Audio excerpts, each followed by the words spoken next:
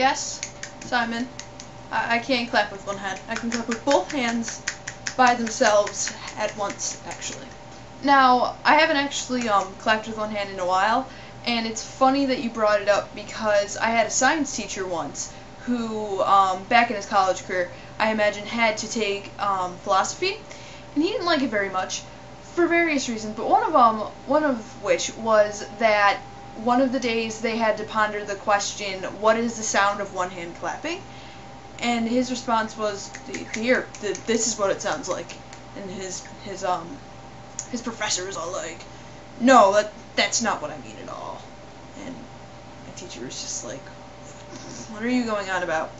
So, yeah, philosophy. Also leading on to the big philosophical quandary that many times comes up is that if a tree falls in the forest, does it make a sound? The short answer to that is no. Now, the thing is, when the tree hits the ground, the energy released will be released in the form of a sound wave. The thing is, however, is that this is merely a wave and not a sound yet. The only way it can become a sound is when it enters our ear, and our ear, with the help of our brain, transforms it into something we call a sound. If there's nobody in the forest, then what merely happens is a sound wave is released. So, when a tree falls in the forest, it makes a wave, not a sound. If this still doesn't make any sense to you, the only comparison I can make is this.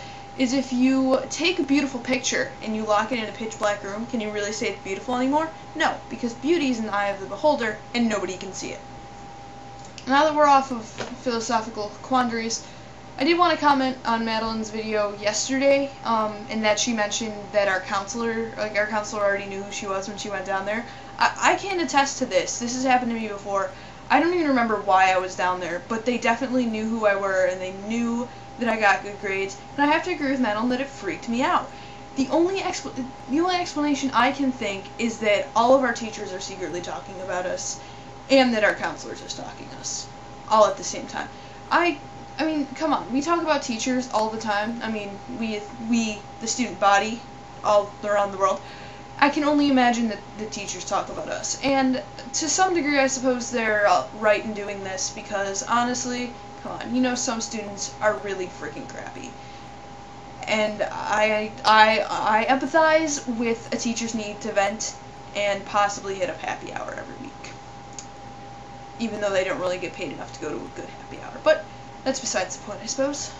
I hope we're all having a good VEDF. Is that how someone pronounced it? I don't remember now. I don't feel like going and checking. VEDF, whatever. I would like to say that we're doing very well on it so far, not because we've gone 3 days in a row, I think being third, but because Madeline had the idea that every week we should have a challenge, and Simon did that before she can even mention it or suggest it, and that, my friends, is teamwork.